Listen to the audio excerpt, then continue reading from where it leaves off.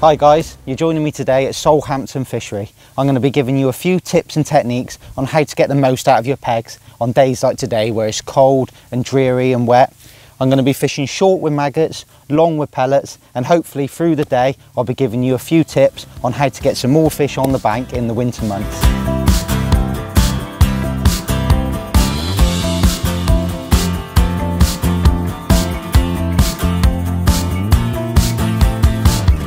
On my last DVD, I spoke to you about how important it is plumbing the depth on the river. Now it's equally important on a commercial like this. On the river I was fishing 5-6 inches over depth and plumbing up with a real big plummet, 30-40 grams. Now it's totally opposite on commercials. Today I'm using a 15 gram plummet, which is really important. As a lot of you will know, the bottom on commercials can be very soft, you can get a layer of silt. Now the benefits of using a 15 gram plummet is that it won't sink into the silt quite as much. Today the bottom's quite hard, but there is still quite a bit of silt out there. So when you lower your plummet in, a 15 gram plummet won't drop in as much as a 30-40 gram plummet. Today it's very still. I'm going to be fishing maggot short, so I want to be fishing dead depth. So I need to plumb up correctly or I won't be fishing dead depth. If I plumb up wrong, use the wrong size plummets and it sinks into the silt, I'll be fishing a lot more over depth than what I think I am. So I'll show you exactly what I mean. The other benefit of a 15 gram plummet over a 30-40 gram plummet is that the line, the actual rig you're using, won't stretch as much. A lot of people don't realise how stretchy monofilament is. With a 40 gram plummet compared to a 15 gram plummet, it won't stretch anything like as much. On a river, when you're fishing 5-6 inches over depth, it doesn't matter. The stretch and that, it doesn't matter too much. But today I want to be fishing dead depth. It's cold, it's very still, so the bites are going to be very delicate. First thing I do, I pick the distance I'm going to fish and make sure the plummet's dropping really vertical so you get everything dead right. I'm going to be feeling it when you know the plummet's about to hit the bottom. I'll be feeling for any silt, any stones. There's quite a few stones in the edges today, so I want to be feeling, make sure there's nothing on the bottom that's going to hinder where I'm fishing. So once the plummet's dropping really vertical, I'll wait for the plummet to hit the bottom, and that's perfect. That's how I want to be fishing this time of year. I want to be fishing with just the bristle showing. So when you're actually fishing and your float's dotted right down, you're fishing with the maggot or the pellet just touching the bottom. If it's a little bit more windy, I might think about going a little bit more over depth, but days like today when it's real still, that's the depth I want to be fishing. For those real delicate, soft bites, that's the way to plumb up and that's the way to fish.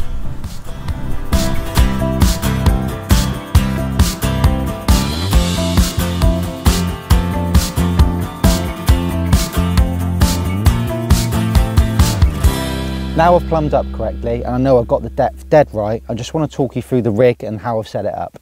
I'm going to start with the hook. I'm using a size 18 ES43. Now the reason you chose this hook is that it's black in colour, which is really nice, because in these clear venues like this you don't want the fish seeing a silver hook flashing about. I think a dark hook is always better to get just an odd more bite. It's quite a wide gape, so when you're putting single or double maggot on, the maggots will sit on the hook nicely. You don't have to worry too much about the maggot going back over the point. I've chose 010 fluorocarbon. Now I love fluorocarbon, I've been using it all through the winter, all through the summer. I think it sits nice in the water, it's very invisible and very stiff, you don't get any spin ups. So when you're fishing with double maggot, shipping back in, you don't get any spin ups or any damage to your hook length. 15 centimetre hook length going on to an 014 main line. 014's lovely and strong. You can move your shot about on the rig, you don't have to worry about it damaging, it's just real nice robust line. Now one thing that's really important for me when I'm fishing with maggots is how I've put my shot. I always like to put my shot a shirt button style. I've put my first shot at the top of the hook length, going up probably 1.5 inches apart. I've got 6 or 7 shot on the rig, all strung out. Now I'm going to be feeding maggots by hand, which means that there's going to be lots of maggots falling through the water all the time. A strung out rig means you're going to get more bites on the drop, but it also presents your bait on the bottom exactly the same as if you had a bulk. I've got 2 or 3 little trimmer styles at the top of the shot. Now that's a great tip. Today I want to dot my float right down. So if I got my 3 or 4 little trimming styles there, I can just dink one of them off or dink one on just to get the float shot right down, really delicate and soft. Going up to the float. Now today it's a brand new range of commercial floats I've done.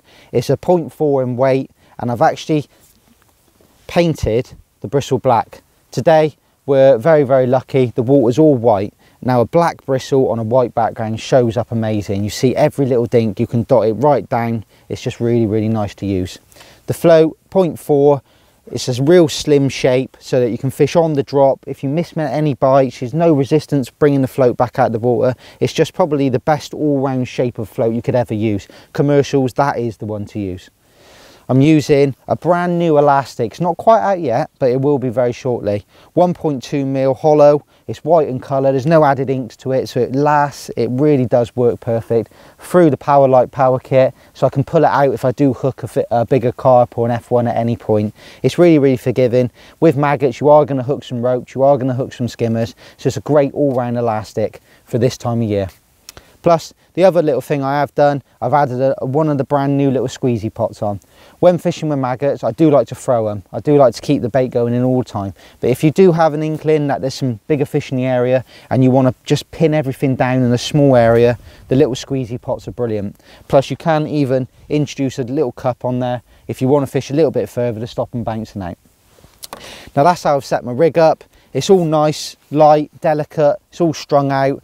This way it's plumbed up correctly. This way, with this rig, you're going to get lots of bites, you're going to hit the bites, and you're going to make the most out of your peg on days like today.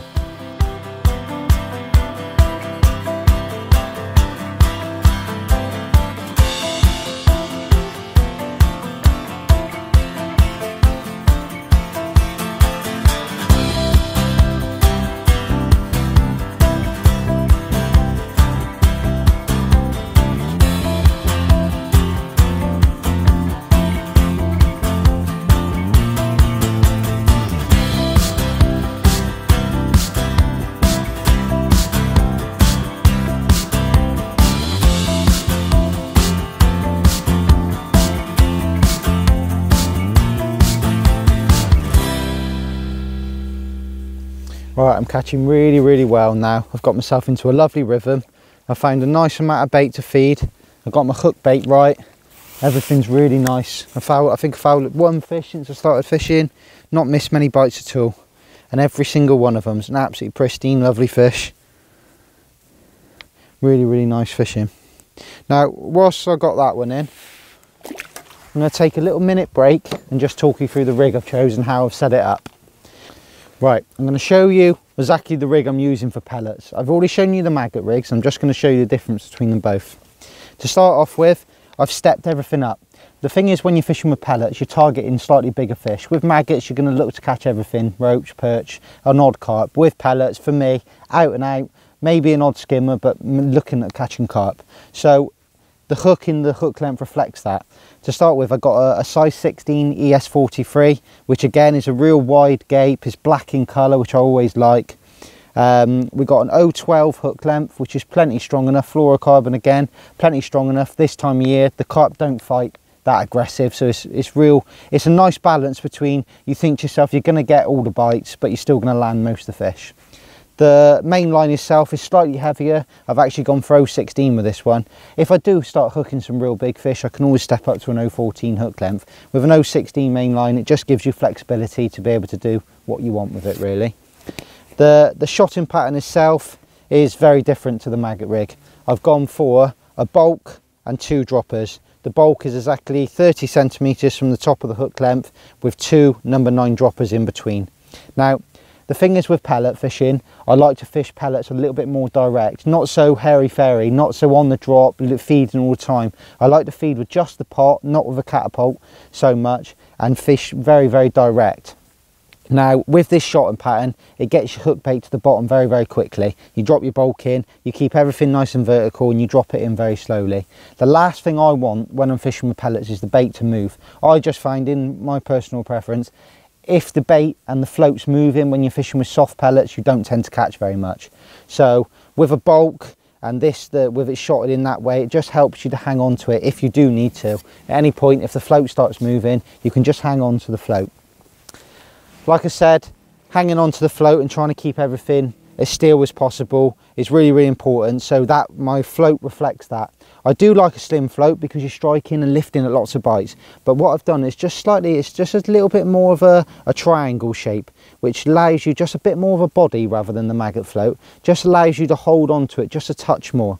Again, I'm very lucky today, all the water's white, so I've totally blackened out the bristle, which makes seeing it just easy. That is my favourite way of fishing. If you can get a white background and you can black the bristle over, that's the best way, just see everything. The elastic reflects everything I've spoke to you about with the hooks and the line. It's just stepped up a little bit. This is the retro 5 to 8. Now that retro range of elastic, in my opinion, is the best, the very, very best. It's just so forgiving, but plenty of power when you get the fish to the net. This today is a 5 to 8, so if I do hook some smaller carp, which I have done, 10-12 ounces, it's just perfect for that. You don't have to use your puller.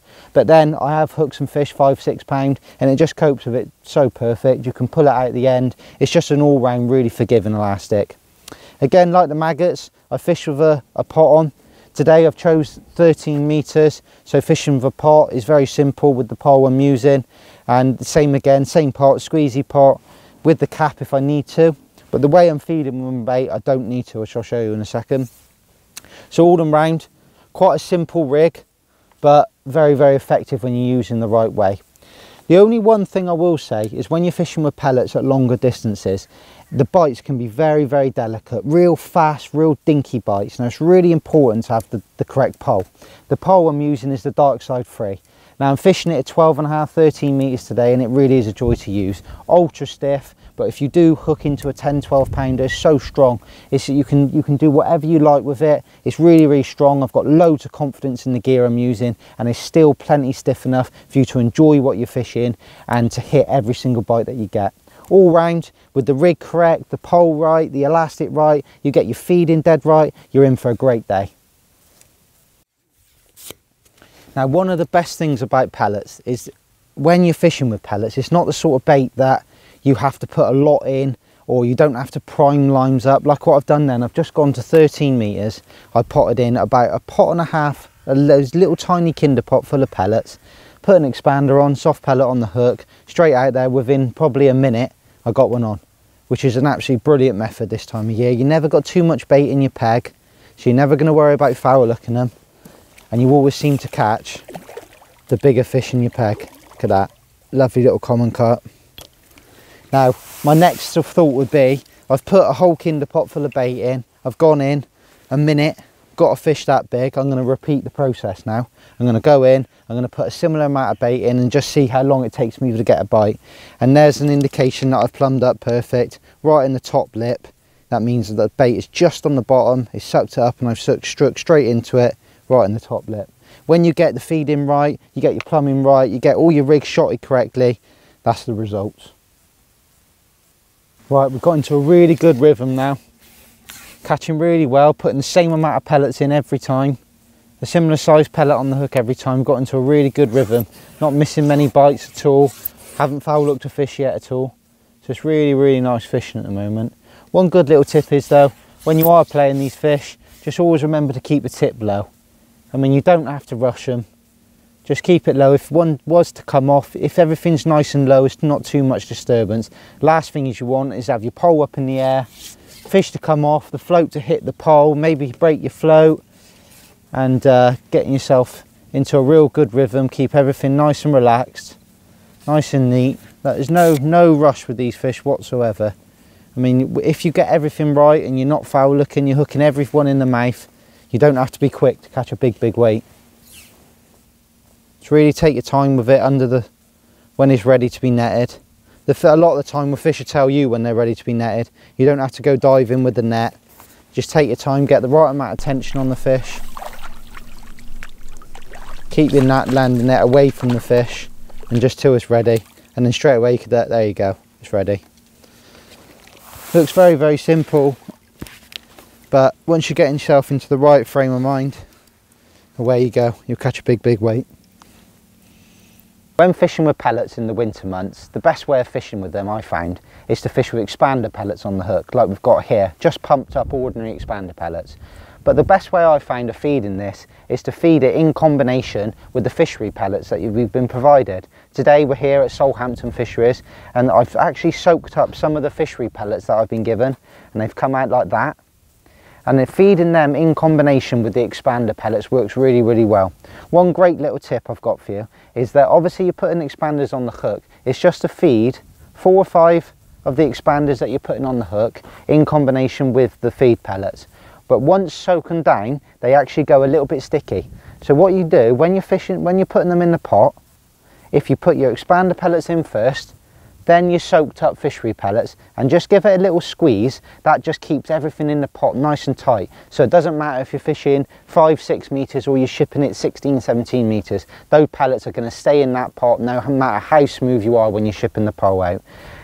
Feeding them in conjunction like that works really, really well for the fish, and it just makes life really, really simple. Keeps everything in the pot, keeps everything neat and tidy, and I find that's the best way today of catching the biggest weight. One quick little tip, I've just gone long with pellets and I've caught a few fish. I just want to leave the peg alone. Now when I want to leave the peg alone, I want to leave a bit of bait in there so the fish can really settle down. One little tip, fill your kinder pot up, the one that you're using, with your pellets. Instead of shipping out with your bait on the hook and dragging your rig all the way through the water, just leave the hook all hooked on the bottom, slip your number 4 on, ship out exactly the same as you would, but you're not dragging your rig through the water, you're not making any disturbance. Pot your bait in and then on to your next line. Starting our day short on maggots, which we've had a really good run. We've caught some silverfish, we've caught some perch, we've caught some roach and a couple of carp. And then as I expected, we've gone long onto pellets after when it's died a little bit, and we've had a real good run, all carp, some big ones, some smaller ones.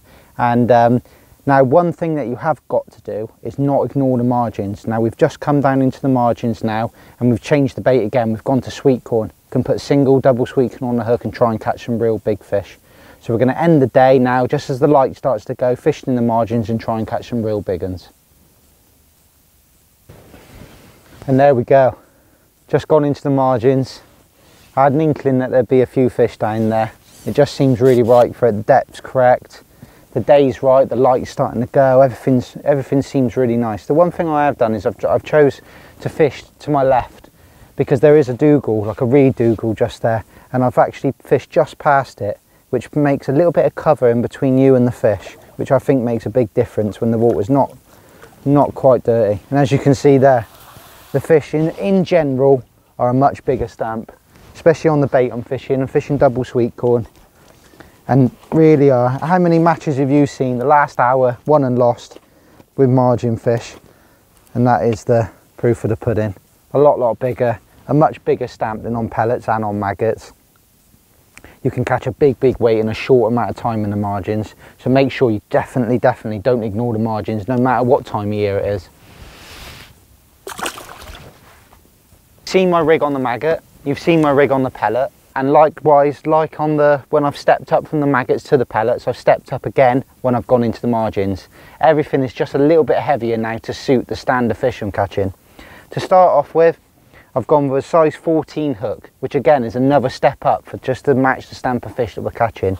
And again, we've gone to an 0.14 hook length, which is again just another step up. The shotting pattern is very simple. Because the depth of water we're fishing in is very shallow, we're only using a very small float, which means you don't get many shot on the line. We've just got 3 number 9s on the line and I've just sprung them out shirt button style. Just 3 shot, spread probably 2 inches apart. Just a really simple shotting pattern. You are going to catch some fish in the margins because they do come in at all layers. So string your shot out, you might catch the odd one on the drop. I have changed my bait as you've seen. So I want to change my float in comparison. With corn, it's quite a heavy bait, a lot heavier than pellets and maggots. So I need a bristle on a float that's going to match it. I've got a UFO 10 on, which is quite a thick bristle, which means that you can see lots of line bites. You're not going to strike at every little indication like you want to do on your maggots and your pellets. It's a real thick bristle, really easy to see, really buoyant, nice and visual. Just a really all-round nice float to use. It's a wire stem on it, which cocks it nice and quickly, and a rounded body shape so you can hang on to the float and keep it nice and still. The main line we've stepped up again. We've gone to an 018 main line. I can put an 016 hook length on if I want to then. The elastic is the next step up. We've gone from a 5 to 8 on the pellets, now we've gone to the 6 to 10 on the retro. Everything's in balance, everything's just stepped up a little bit more. Again, we've got the puller kit, so if we do hook a real big one, like a double figure fish, 8, 10, 12 pound, we can just strip the elastic out. But most of the fish I'm catching, 3 to 5 pound, you don't need to. You can just play them on a 6 to 10 retro and it's fine. We've stepped up the size of the cup.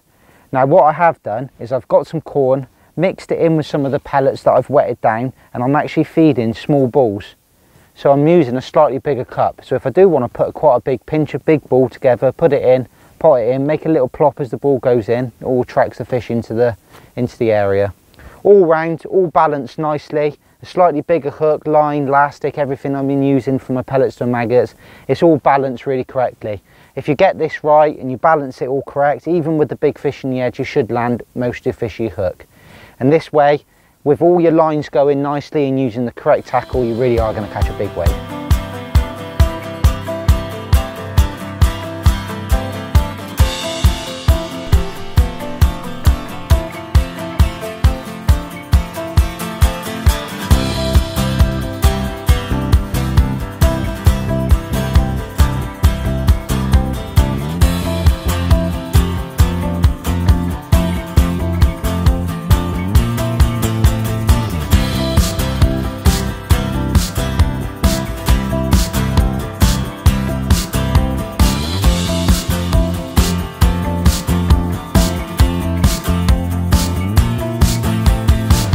We've had an absolutely fantastic day here at Southampton Fisheries. We've caught a ridiculous amount of fish for the time of year and for how cold it's been. As you can see, it's going really dark now, but we've had a really great day. We've started off on a maggot short, then we've moved on to pellets, then we've moved into the margins. Now it has really been good because we've started on maggots, we've caught some small fish, we've caught an odd bigger fish, then gone on to pellets, caught lots of carp as we expected, and then moved down into the margins real late and caught some real big fish like we did then. We've had them up to 5 or 6 pound. We've had a fantastic day. I hope you've enjoyed it and I hope you've seen a few tips that's going to get you some more fish on the bank in the winter months.